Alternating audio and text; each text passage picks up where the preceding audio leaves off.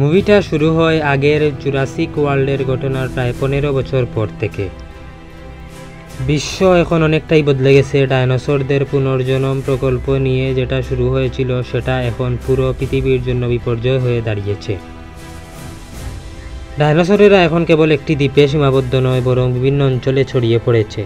একটি নতুন সংস্থা বায়োটিচ জেনেসিস দাবি করে তারা নিয়ন্ত্রিত পরিবেশে ডায়নোসরদের রাখবে, কিন্তু বাস্তবে তারা বিশাল কর্পোরেট লোভের জন্য আরও বড় ডায়নোসরদের প্রজেক্ট চালাচ্ছে। তাদের মূল উদ্দেশ্য হলো ডায়নোসরদের জেনেটিক পরিবর্তন করে সুপার প্রিডেটর বানানো। কাহিনী এগিয়ে চলে ডক্টর মায়া হোল্ট নামের একজন জিন বিজ্ঞানীর মাধ্যমে। সে একসময় এই প্রজেক্টে কাজ করলেও এখন এই প্রজেক্টের ভয়াবহতা দেখে আতঙ্কিত। সে খুঁজে পায় বায়োটিচ জেনেসিস ডায়নোসরদের শুধু চিড়িয়াখানার জন্য তৈরি করছে না, বরং মিলিটারি গ্রেড অস্ত্র বানানোর জন্য ডায়নোসরদের ব্যবহার করতে চায়। এদিকে ডায়নোসরেরা মানুষের শহরের দিকে আসতে শুরু করেছে। এক গ্রামে এক রাতে বিশাল ইন্ডোমিনাস র্যাপটর ঢুকে পড়ে। সেখানে কয়েকজন গ্রামবাসী মারা যায়। এরপর থেকে পুরো পৃথিবীর মানুষ আতঙ্কে থাকে। মুভির মূল চরিত্রে জ্যাক ক্যারসন একজন প্রাক্তন সাফারি ট্রেকার, আর সে আগে ডায়নোসরদের সাথে কাজ করত, এখন সাধারণ জীবন কাটাচ্ছে। কিন্তু ডক্টর মায়া হোল্ট তার কাছে আসে সাহায্যের জন্য। তারা একসাথে ঠিক করে বায়োটিচ জেনেসিসের মেইন ল্যাব ধ্বংস করতে, যাতে জিন পরীক্ষার কাজ থামে।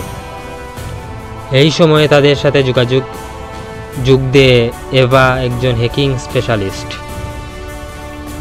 তার কাজ জেনেটিক ডেটা সার্ভারগুলো ধ্বংস করা। তারা গিয়ে পৌঁছায় বায়োটিচ জেনেসিসের মেইন কমপ্লেক্সে, কিন্তু সেখানে লুকিয়ে থাকা জেনেটিক ইঞ্জিনিয়ারড টাইটেন রেক্স, এক প্রকার বিশাল রেক্স যার পিঠে হাড়ের কাঁটা, তাদের উপর হামলা চালায়। একটি বিশাল অ্যাকশন সিকোয়েন্স হয় যেখানে জ্যাক দৌড়ে টাইটান রেক্সকে ফাঁদে ফেলে। ডক্টর মায়া হোল্ট একটি অটো ডেটোনেটর দিয়ে জেনেটিক ল্যাব উড়িয়ে দেয়। শেষে টাইটান রেক্স মরে যায়, কিন্তু মায়া নিজেও বিস্ফোরণে মারা যায়। শেষ দৃশ্যে দেখা যায় যে জ্যাক আর এভা একটি পাহাড়ের উপরে বসে। তারা দেখে দূরে কিছু ডায়নোসর ঘাস খাচ্ছে। জ্যাক বলে ডায়নোসররা ছিল প্রকৃতির বিস্ময়, কিন্তু মানুষ তার লোভের জন্য সবকিছু নষ্ট করেছে। একটা মেলানকলি ব্যাকগ্রাউন্ড মিউজিকের মধ্যে মুভিটি শেষ হয়। ভিডিওটি কেমন লাগলো? যদি ভালো লেগে থাকে তাহলে চ্যানেলটিকে সাবস্ক্রাইব করবে, শেয়ার করবে, যাতে আমি আরও নতুন ইংলিশ, হিন্দি, সাউথ, বাংলা এবং সব ধরনের মুভিকে বাংলা এক্সপ্লেইন করে আপনাদের বিনোদন দিতে পারি। ধন্যবাদ।